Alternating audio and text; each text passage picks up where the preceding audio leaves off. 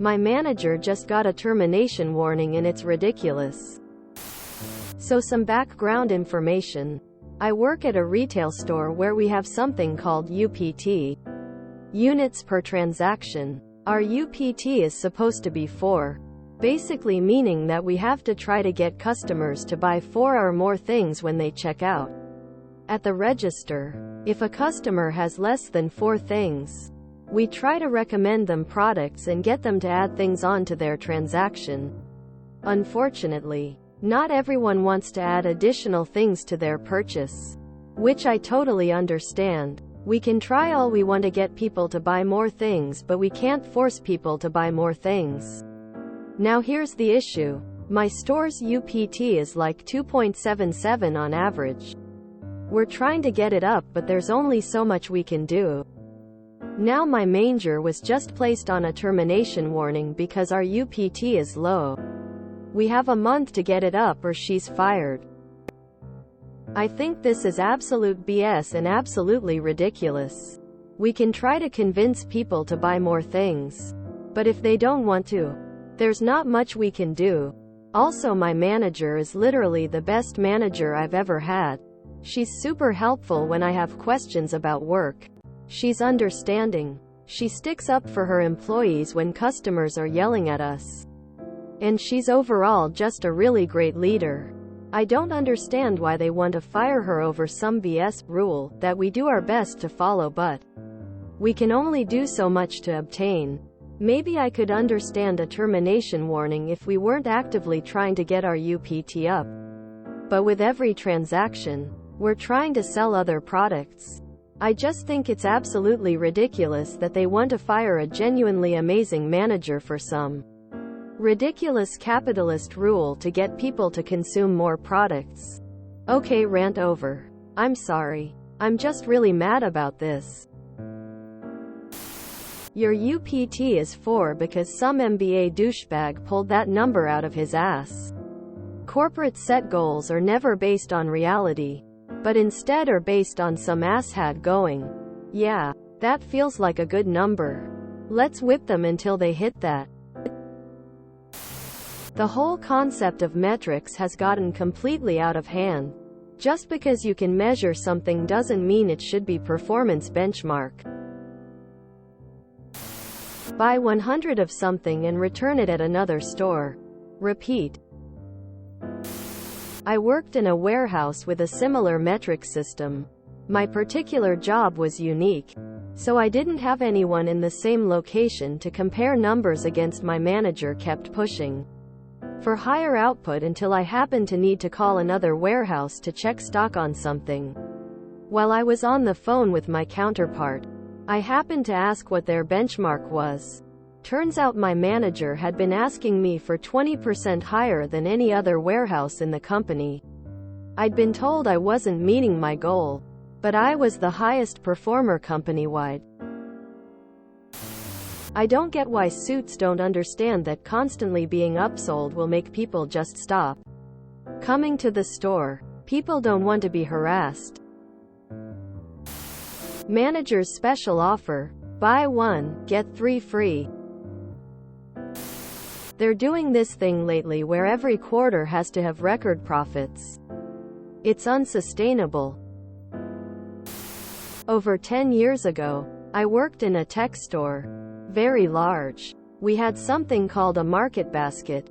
If the customer wasn't buying any extras, it would hurt my rating, my department's rating, and the store's rating. I used to figure out quickly if they were purchasing an add-on, such as office, a warranty, laptop bag, etc. If not, I would actually try to talk them out of the sale. You have to keep those metrics up so you don't get hounded by the metric police. Welcome to Bean Counting Simulator. Closing parenthesis.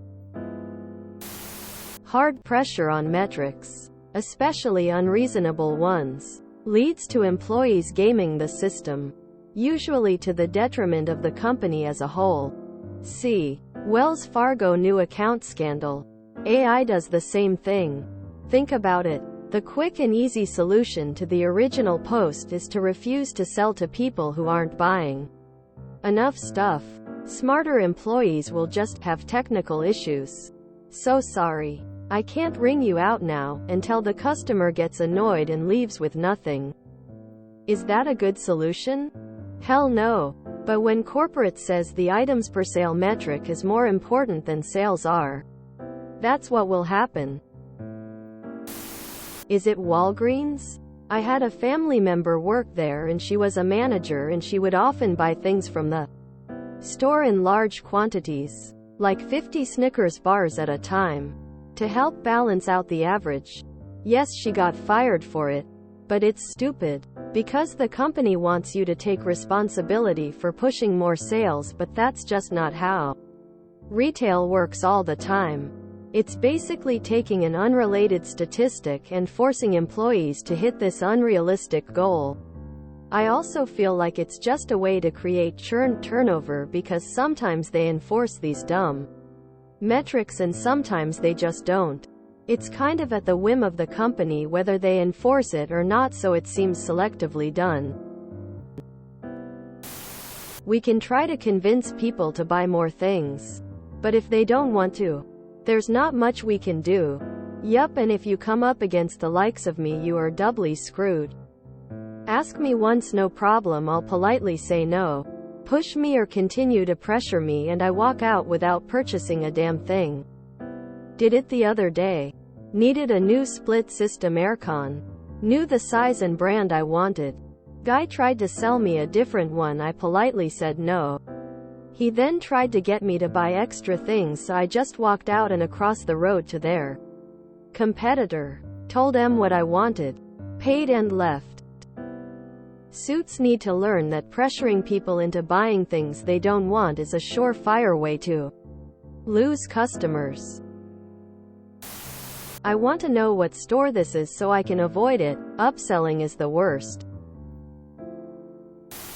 Look, they're going to be fired anyways, so just refuse to check people out till they have 4 items to pay for. Or, if they don't want to buy 4 items, let them take their 3 items or less for free. Problem solved.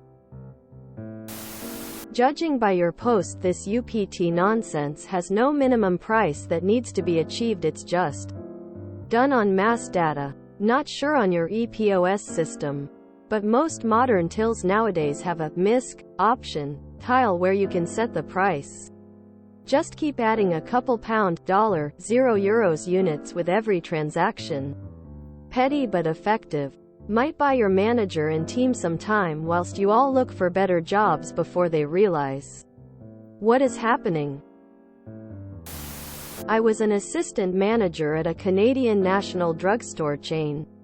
The pressure put on us to sell the company's loyalty program and suggestion selling to increase customers, basket size, etc. was just ridiculous. We tried our best. I agree that sometimes staff were not asking, but mostly they were. Customers would get ticked off because they felt we were being pushy about this stuff. Often customers just wanted to buy their stuff and leave.